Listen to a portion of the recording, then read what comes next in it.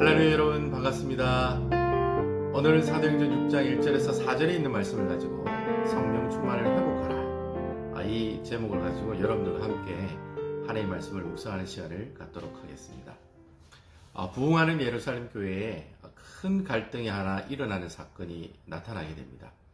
그것은 바로 교회에서 구제를 받던 헬라파 유대인 출신 가부들이 자신들이 히브리파 유대인 출신 가부들보다 구제를 덜 받거나 아니면 많이 빠진다고 하는 그런 원망 때문에 일어난 사건들이었습니다. 오늘 성경을 보면 그 헬라파 유대인 가부들이 이 히브리파 유대인 가부들을 원망했다라고 하는 그런 단어를 사용하고 있는데요. 여러분, 이 원망하다는 이 단어가 어디에 사용되고 있냐면 구약 성경에 보면 출애굽한 이스라엘 백성들이 모세를 막 원망하는 그런 사건들이 나오죠. 물이 없어서 원망을 하고 고기가 없어서 원망을 하고, 그리고 또 자신들을 왜 이 광야로, 이 바닷가 앞으로 데리고 와서 우리를 죽게 하느냐고 원망하고 불평하는 모습들, 그때 사용된 단어가 바로 이 원망하다라는 단어입니다. 그래서 모세가 그런 위협을 받고 또 살인의 그 위협을 받는 아주 그런 심각한 순간까지 갔을 때 사용한 단어가 바로 이 원망이라고 하는 단어라는 것이죠. 근데 오늘 이 말씀을 보시면 예루살렘 교회에 이런 큰 갈등의 문제가 있었지만 이 갈등의 문제를 해결하기 위해서 사람을 세우는 장면을 우리가 보게 됩니다. 근데 그 사람이 어떤 사람을 뽑습니까? 바로 성령과 지혜가 충만한 7명의 사람을 뽑아서 이 문제를 해결했다라고 성경은 우리에게 말씀하고 있다라는 거죠. 여러분, 이 성령과 지혜가 충만하다는 사람을 다른 말로 이야기하면 성령이 충만한 사람을 뽑았다라고 우리가 이야기할 수가 있을 것 같아요. 여러분, 이 성령이 충만한 사람의 대표적인 사람이 누굴까요? 바로 사도행전 6장에 나오는 스데반 집사. 바로 스데반 집사가 이 성령의 충만한 모습을 보여주는 것을 우리에게 쭉 설명하는 내용을 살펴볼 수가 있습니다. 여러분, 이 성령 충만하다는 말이 무슨 말일까요? 무슨 뜻일까요? 많은 분들이 이 성령 충만하다는 말을 오해하고 계시는 분들이 참 많으신 것 같아요. 여러분, 이 성령 충만하다는 말은요, 내가 뭔가 영적으로 부족한 것이 있기 때문에 그것을 채워주신다, 이런 의미로 성령 충만하다는 말로 사용하고 있지 않습니다.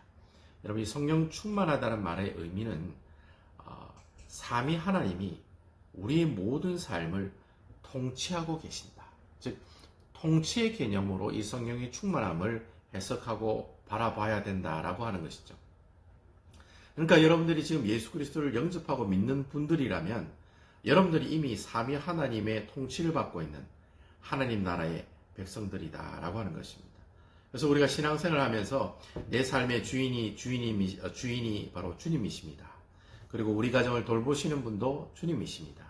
그리고 우리 모든 가게와 우리 모든 직장을 통치하고 계시고 주관하고 계시는 분은 바로 주님입니다라고 하는 고백을 하면서, 또 이런 고백을 하는 분들 보시면 전적으로 하나님의 말씀에 순종하기도 하고, 그리고 또 그 말씀을 하나하나 실천하고 실행하기를 애쓰고 노력하는 사람들, 바로 이런 고백과 이런 신앙 고백과 그리고 하나님의 말씀 온전히 실천하는 사람들을 일컬어서 우리는 성령 충만한 사람이다라고 이야기를 한다는 것입니다.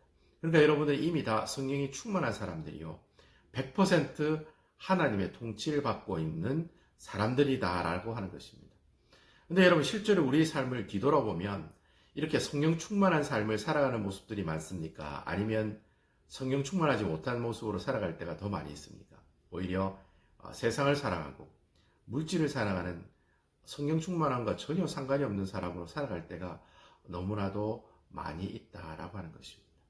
이렇게 우리 부족한 성령 충만함의 모습들을 하나님께서 회복하시기 위해서 우리에게 보내주신 분이 계시는데 바로 그분이 보혜사 성령 하나님이다라는 것입니다.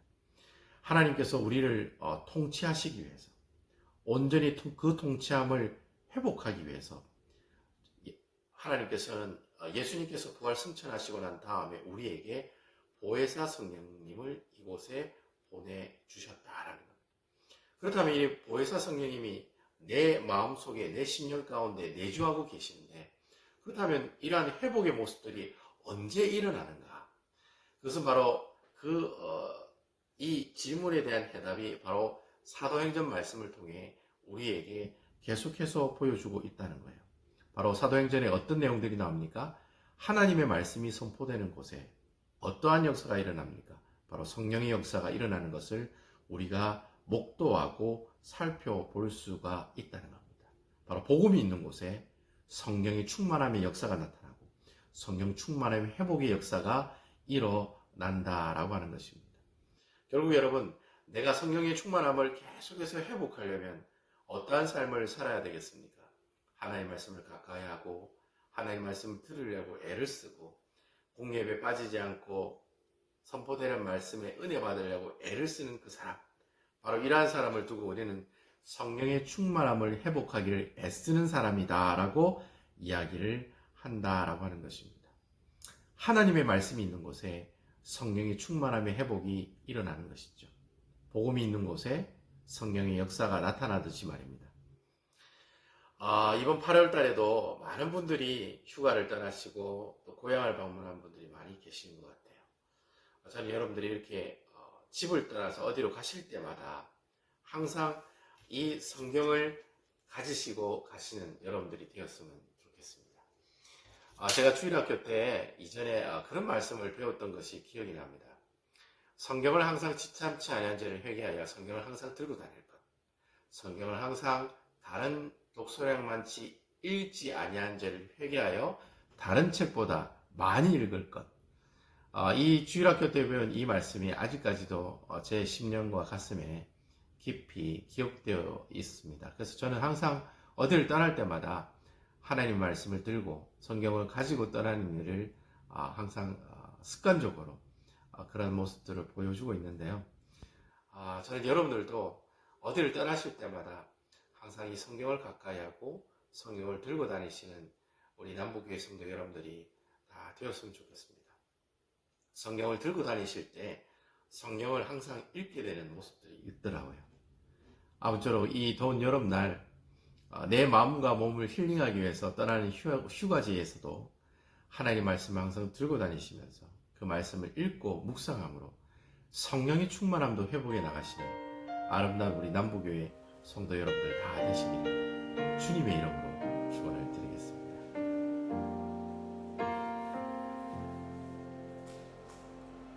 모한 시절 지날 때 깊은 한숨 내쉴 때 그런 풍경 보시며